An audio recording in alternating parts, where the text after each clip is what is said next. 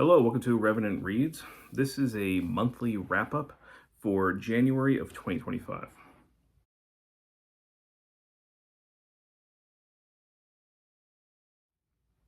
All right, so this wrap-up is coming pretty late. I am doing this in the first week of March. So yeah, I went through all of February without really making any videos. And I've discussed that a little bit for why that was so on some previous videos that I've done. But I'm finally getting around to wrapping up January, which I'm pretty happy about. January was a pretty productive month as far as reading for me. I've got, I think, 7 books here. Excuse me. So I'm going to talk about these books very, very briefly. This is just a summary. All of these books I have discussed in more detail in my Fresh Read Kills videos. So if you want to know my further thoughts on any of them, you can go and find those. So yeah, I began the month of January with this. Charles Freeman's AD 381, Heretics, Pagans, and the Dawn of the Monotheistic State. I read this for Historathon. Historathon is a year-long reading event where we read, discuss, and celebrate nonfiction history. We divide the year up into quarters, with each quarter looking at a different time period. The first quarter that we are in right now, the first 3 months of the year, we look at the years from prehistory all the way up to 500 CE. So this is something I've been wanting to get to for a couple of years now, and I finally did. And this was pretty fascinating. I didn't know much about this time period. Freeman, he is especially talking about the sort of like rise of blasphemy, of excuse me, of heresy. We have the Emperor Theodosius, who essentially decrees that the Nicene Creed, the Holy Trinity, is essentially a law that you cannot think otherwise. What happened during this time was a squashing of constructive religious debate and discussion, not just between Christians and pagans, but between Christians themselves. There were a lot of things left unresolved that were basically forced by imperial decree, that the conversation could not continue. And what Freeman also says is that we lost a lot of really intelligent Christian voices during that time. People who were maybe a lot more, who were compassionate in a lot of ways and deeply thoughtful. They were suddenly heretics. And we have largely forgotten them. So, fascinating time period, and I did quite enjoy this. And I followed it up with this one here, which I didn't expect to, basically deal with almost the same time period in a way. I didn't realize how close and how much overlap there would be between these two works. So this is Douglas Boin's Alaric the Goth, An Outsider's History of the Fall of Rome. So a lot of the stuff that was happening here is going on in the background of this, but really we are looking at, this is not so much a book about Alaric. I think that the title is sort of misleading. Alaric does show up, but it's not, not in a big way. It's like halfway through the book he starts showing up more. But the author assumes really that you already know Alaric's story. So the major points in Alaric's life are very much glossed over. Instead, it's more about the way that Romans viewed at the time outsiders, maybe their conceptions of like citizenship and what it meant to be Roman, and their mistreatment of people from outside the empire. Alaric is seen more as like an immigrant who is trying to get the maybe respect, the acknowledgement, to be treated fairly within Rome, almost to become like a Roman, and it being denied him. This is denied to him, and he reacts by gathering a bunch of Goths around him and sacking Rome. So really, it's more about that. It's more about the ancient Roman perception of becoming more like xenophobic and hostile to outsiders, which wasn't always necessarily the case for Rome. So yeah, I thought this was interesting. It wasn't what I was really looking for, or what I thought I was going to be getting, but nevertheless, it ended up being an interesting companion piece to AD 381. And then I read 3 books on paganism.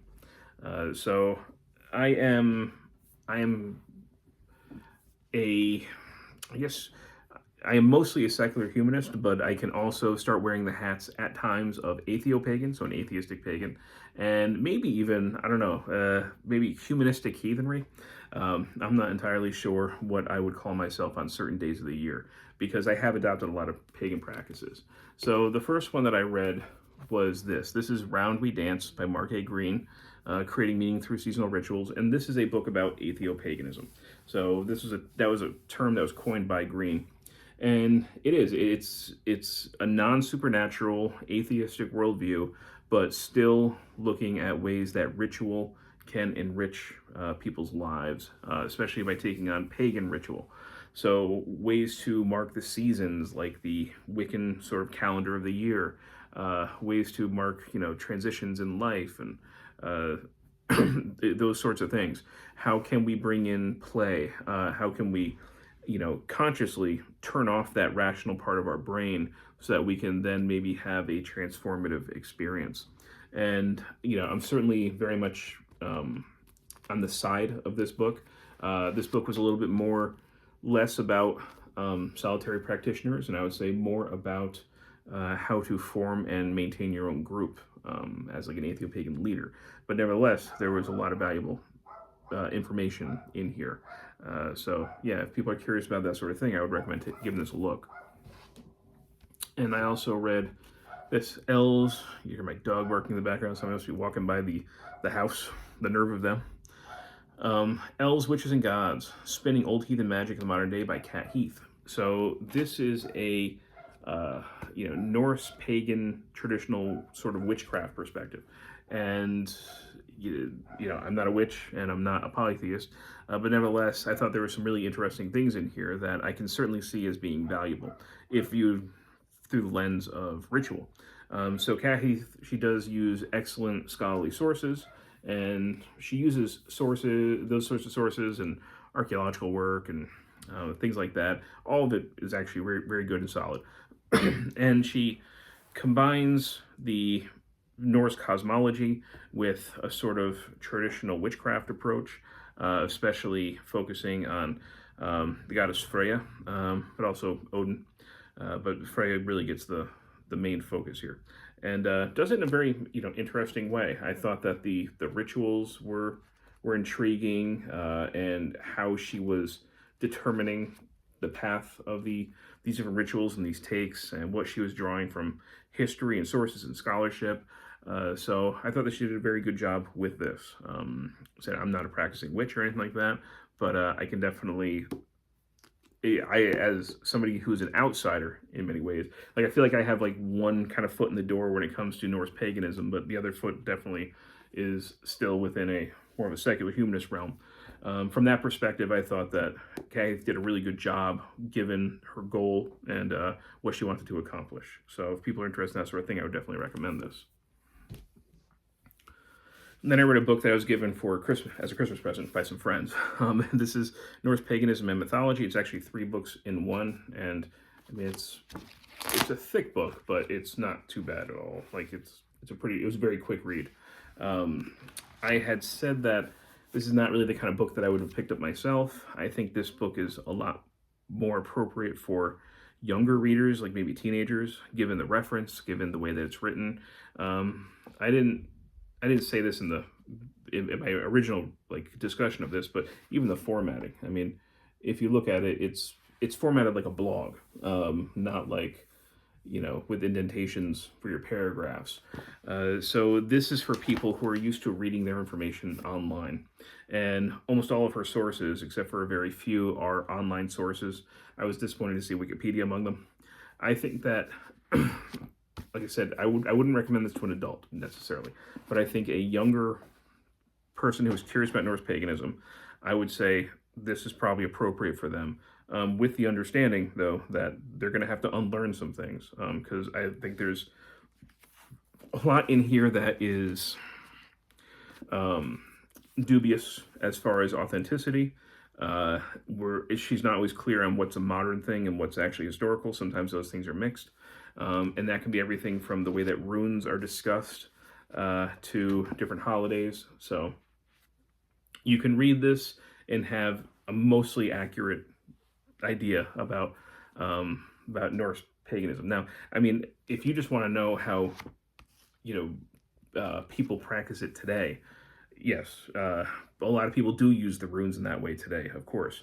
I just wish that the book was clear about what is actually historical and what's not. But anyhow, like I said, I appreciate people giving me gifts like this. It's just not the kind of thing that I would have picked up on my own. And then I read, sticking with the myth theme, go from Norse mythology to Greek mythology.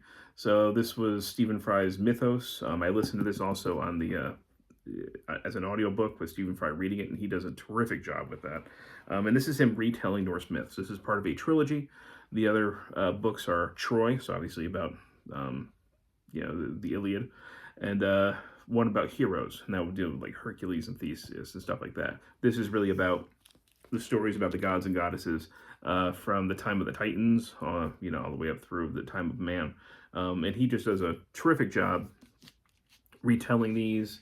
This is a beautifully made book, and there are, should I find an example? There are full color images in here. So he kind of hits the best myths, and he does a great job retelling them. He uses a lot of alliteration, which I really like. And yeah, I would highly recommend this if you like Greek mythology. And then I ended the month with this. Joseph Campbell's The Inner Reaches of Outer Space, Metaphor as Myth and as Religion. This was the last book that was published before he died in the 1980s. And it's really like a couple of lectures that he gave towards the end of his life. And my discussion of this in the video was a little bit rambly because a lot of this was not really clear in my mind anymore. I'd already kind of like, it'd been a month since I had read it, but I was already losing a lot of what was in here. I think part of it is because I find that Campbell will often kind of present an interesting idea or a thesis that I want him to explore more, but then we'll get to a deep dive into a myth, and I feel like we start to get lost in the weeds, and we forget the whole idea behind why that myth was brought up in the first place. Or at least I do when I'm reading it. Maybe you read it and you find much more clarity in it, but I don't always.